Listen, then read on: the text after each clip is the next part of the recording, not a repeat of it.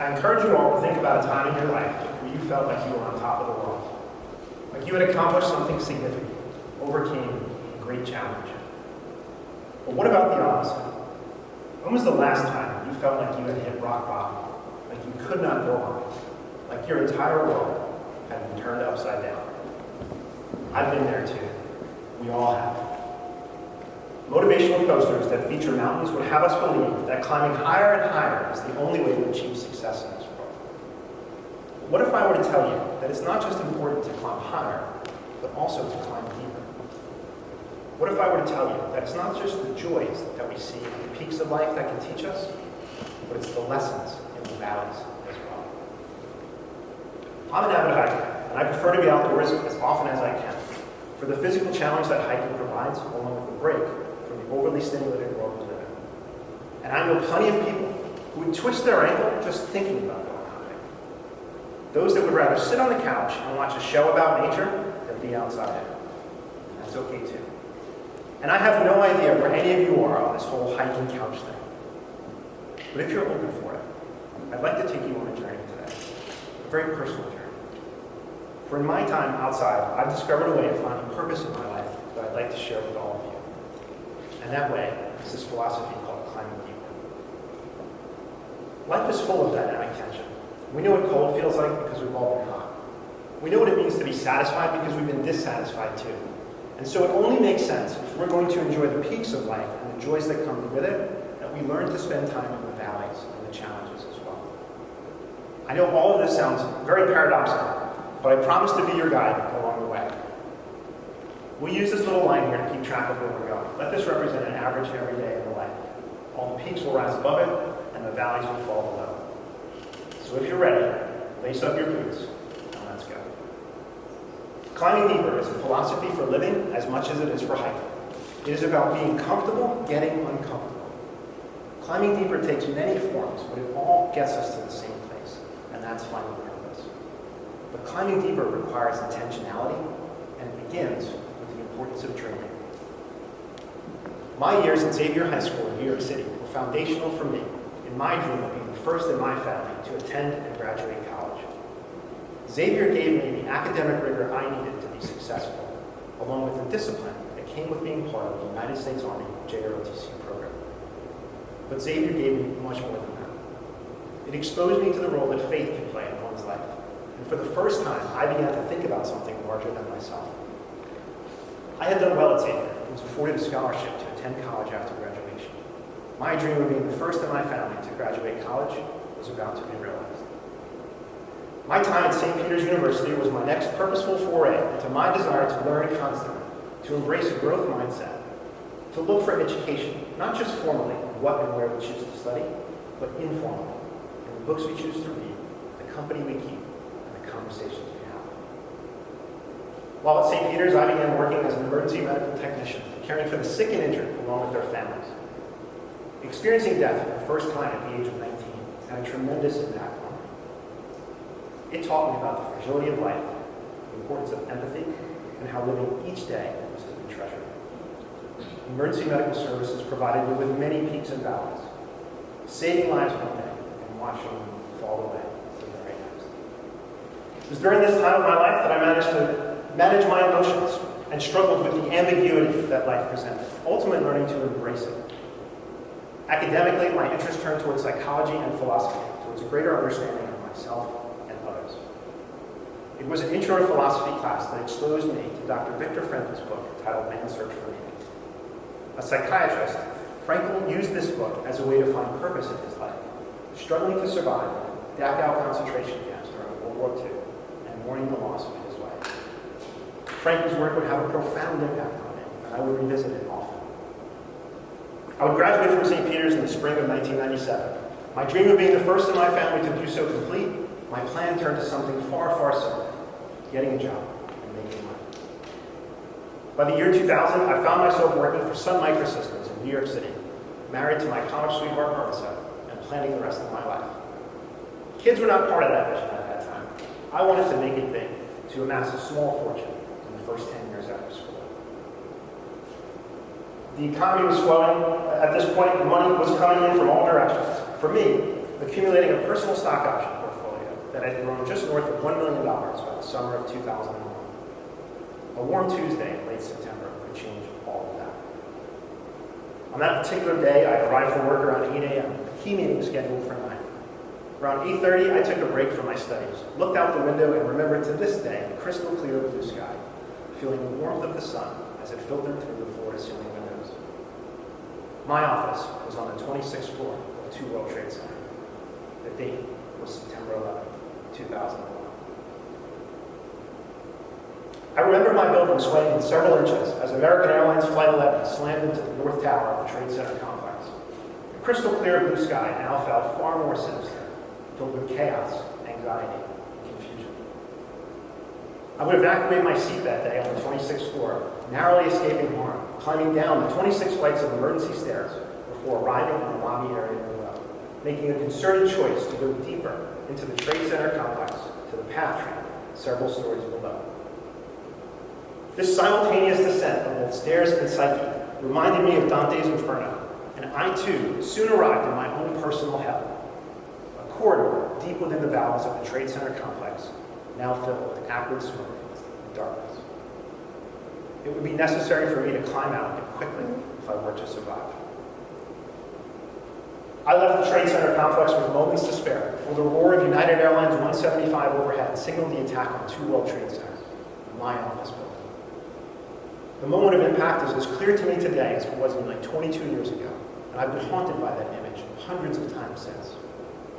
However, I make a decision each time to come back to the present, to find meaning and purpose in my life, rather than dwell on the past. Running away from that scene that morning, I felt like an extra in a twisted Hollywood movie, and I would spend the next several hours wandering the streets of downtown New York, cut off from all communications with loved ones. For the first time in a long time, I had no plan. I had absolutely no idea where my next step was going to be, and I felt utterly terrified and alone. It's understandable how at times like this, all the dreams end, and you focus on one thing, and that's survival. That's exactly what I did. The next 3 years in the economy were significantly challenging. The stock of some microsystems took a dive. Funding for companies dried up as the internet bubble burst and the nation entered war. My dream of becoming a millionaire was over. Every stock option I had was worthless. I had failed to make a single penny. But something in me just didn't care, for I was alive. I would replay that moment many times in the months that followed, reading Man's Search for Meaning for the second time as I looked for purpose. My faith deepened as I began to question my purpose as well. Was I spared by an act of divine providence? And if so, why? If not, if it was true luck that saved me, when would that luck run out? I would enter a period of despair, of profound loneliness, a feeling that would haunt me for many, many years to come. Around the same time, Marissa and I decided we no longer wanted to be in the New York City area, so we began making plans to move south. I would stay at Sun just long enough to finish the master's degree that Sun had sponsored before we relocated south to live in southern Jersey and work in Wilmington, Delaware. Around the same time, Marissa and I decided we wanted to raise a family. As I began my climb out of this valley of despair, I looked forward to the future with anticipation, albeit with a little bit of trepidation as well. A short 2 years later, we would welcome our first son, Matthew, whose name means gift from God, and his birth forever changed my life. I was given a chance to live again, a new home, and a beautiful baby boy. A plan in place for my future, it was time to focus on the next phase of execution. All the dreaming, planning, and education in the world doesn't amount to anything if you don't execute. For me, execution relies on our ability to prioritize our most important and limited asset, time. Spend your time with intentionality. Be bold. Take courageous moves in a manner that's aligned with your values. As life continued in South Jersey, Marissa and I decided it was time to expand our family. We had absolutely no idea how that prayer would be answered. In late 2007, I accompanied my wife to an ultrasound. Days before, the twin pink strips on our home pregnancy test had us feeling positive about our chances of conceiving another child. The ride to the office totally routine. The results were anything but. My wife was pregnant. Very, very, very pregnant. With triplets. Just days before my own birthday, we welcomed Abigail, Adam, and Alexander Castle into this world. And their birth, a tremendous new high for me. This was the happiest I had been in quite a long time. And I remember that day with such clarity, although the next 7 or so years are largely blurred. As days became weeks, weeks became months, and months became years, we enjoyed our time together as a young family. The silliness of the dinner table, the sleepless nights, and the diapers. Lots of diapers. And in between naps, both the ones that I took and the ones the kids took, we found a pure joy in life, a type of riches that could never be expressed by any amount of money in my checking account. Today we're raising 4 teenagers, the oldest of whom is about to embark on his own college experience in a little more than a year, beginning to chase his own dreams, pursue his own educational interests, and with any luck, climbing deeper into areas of his own life that are interested in. The time flies by, and it's important in the busyness of life that every now and again, pause, take stock of all that we've been doing. It is this latest phase of life I find myself in that brings us to the final R and deeper. Life is challenging and complex, and viewed day to day can often feel overwhelming. It is the process of revisioning that is important to put things into proper perspective. As life continued, I was offered the chance once more to take formal education, and I pounced on it. Studying at the University of Pennsylvania for 3 years before graduating with an MPhil in the winter of 2020. Around the same time, I began to make changes in my dreams, thinking about a way to pivot my career in a direction that included writing, speaking, and perhaps one day teaching a class of my own. As the calendar read January of 2021, the world looked bright yet again, full of blue skies once more. And just like before, this too would last long. I recall that Thursday morning in January as I woke up, unable to move my right arm or my right leg. As the sleepiness of the morning wore off, I knew that something was very wrong, and I began to fear the worst. Arriving in the year of the local hospital, same hospital, where all my children had been born and had been such a source of joy, I found myself being whisked away for a CAT scan and an MRI, and my case began to take on some urgency. Imaging would confirm that a small clot had lodged in the left hemisphere of my brain, and my fear of having had a stroke was confirmed. I was placed on oxygen, IV lines were being started, and I was booked into the ICU. As if having a stroke were not enough, I would learn on the same day that the department I worked for had been eliminated by the company that provided my livelihood. As I lay alone in ICU, feelings of dread and loneliness I had not experienced since 9/11 began creeping back into my life once more. Unsure of my prognosis or what kind of job I even had anymore, I found myself rapidly declining once again into a valley of despair. The months after this event would require significant changes to my lifestyle, and I would find myself alone several times, unable to find a path through this dark wood once more. However, the benefit of having experienced something similar in my life became useful to me, and I would revision my path forward using the patience and the tools I had learned after 9/11. Later testing would reveal a congenital heart defect as a source of my stroke, and surgery later that summer would be required to fix it. A wonderful team of medical professionals took exceptional care of me, surgically closing an open hole in my heart and getting me back on my feet once more. Despite suffering some short-term memory challenges, I was fortunate enough to experience no long-term damage from the stroke to my ability to think, to write, to hike, and to speak.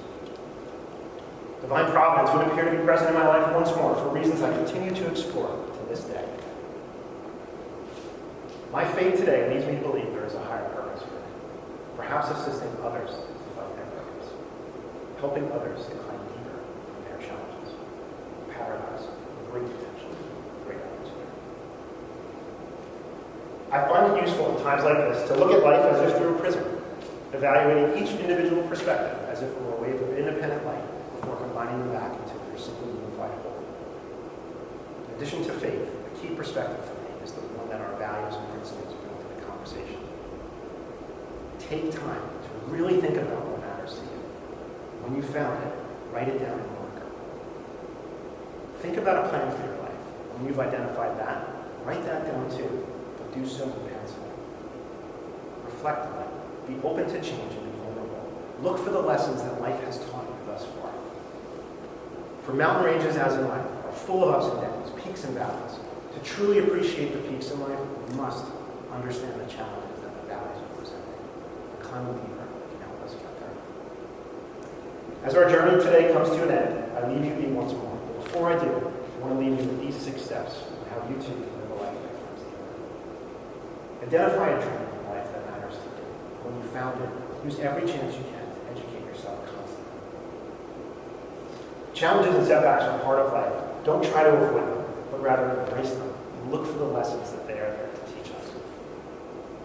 With thought and time, create an actionable plan that you can execute against, and do so courageously, using your time and energy judiciously. Along the way, don't forget to pause, to take stock of everything you've been given, and to revision your life if it's not handling where you want it to. After all, even if you're on the most beautiful hike, if it's not taking you where you want or need to be, it's the wrong hike for you. Every one of us deserves to live a life with purpose. If only we can be bold. If only we can be courageous. If only if we can find out a way to climb